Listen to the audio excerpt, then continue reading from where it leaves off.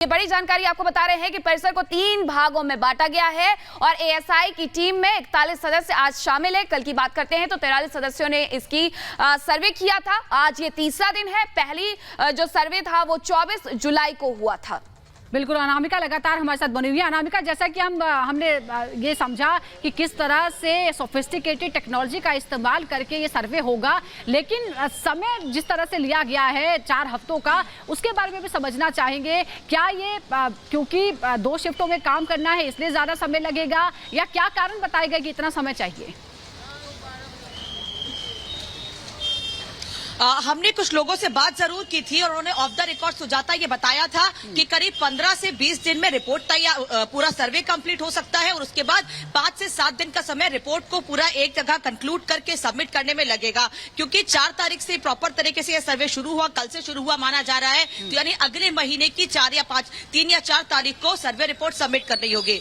इसीलिए इस सर्वे के लिए समय लिया गया है। 15-20 दिन सर्वे होगा, फिर रिपोर्ट तैयार की जाएगी। और बड़ी खबर इस वक्त की बता दें कि एएसआई सर्वे में, ज्ञानवापी के एएसआई सर्वे में मुस्लिम पक्ष भी शामिल हो रहा है। एक वकील बाहर निकले हैं क्योंकि उनका केस था, उन्हें कोर्ट जाना था, लेकिन अभी भी कई लोग भीतर मौजूद है। ये कहा जा रहा है कि जिस वक्त ये सर्वे शुरू हुआ उस वक्त हमारे 5 लोग परिसर के अंदर गए थे।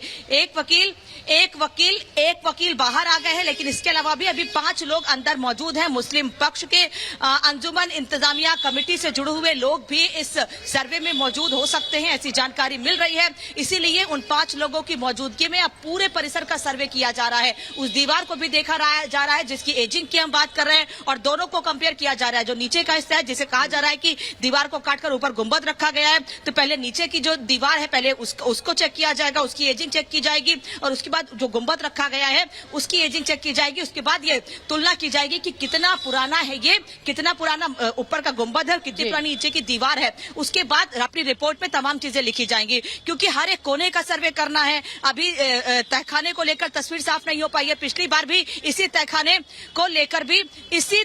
को लेकर लंबी लड़ाई पिछले साल भी लड़ी गई थी, तब जाके उस तहखाने की चाबी मिली थी और उस व्यास जी के तहखाने में कई चीजें निकलकर सामने आई थी सृष्टि। इसीलिए अब वो तहखाना और ज्यादा जरूरी हो जाता है, क्योंकि यही दावे किए गए थे। वहां पर कुछ मूर्तियां मिली हैं, उन मूर्तियों का भी ऐसा ही सर्वे होना चाहिए।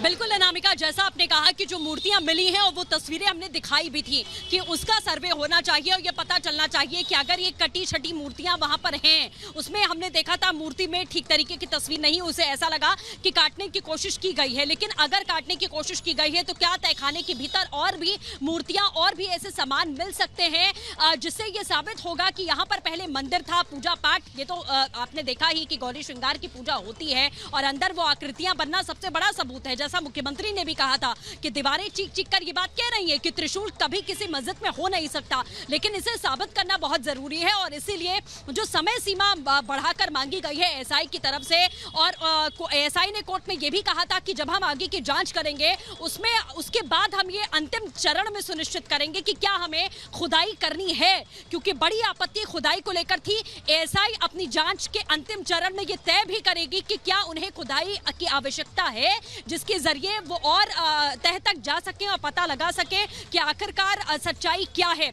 वो भी कोर्ट की परमिशन उनको लेनी पड़ेगी। तो देखना होगा कि आगे जाकर क्या एएसआई खुदाई की मांग करता है। अभी तो ऐसी टेक्निक्स का इस्तेमाल यहाँ किया जा रहा है जिससे जो मुस्लिम पक्ष का सीधे तौर पर आपत्ति थी कि हमारा ढांचा खंडित होगा, तो इसीलिए वो एएसआई सर्वे नहीं मान रहे थे। लिखित में एफिडेविट जो दिया गया एएसआई की तरफ से, उसमें साफ मेंशन है कि कोई भी ऐसी गतिविधि अंदर भीतर नहीं होगी, दोनों ही पक्ष की मौजूदगी में ही सर्वे करवाया जाएगा। लेकिन देखना होगा आगे भी कि क्या और समय सीमा एएसआई की ओर से बढ़ाई जाएगी, क्या वो खुदाई की मांग यहां पर करते हैं। जैसा आपने कहा कि रिपोर्ट फाइल करने में भी समय लगेगा और ये मामला बहुत ज्यादा सेंसिटिव है, इसीलिए जो भी एएसआई की रिपोर्ट सबमिट होगी वो इस पूरे मामले में एक बेहद महत्वपूर्ण एविडेंस का काम करेगी और इन्हीं एविडेंसेस पर कोर्ट जो है वो फैसला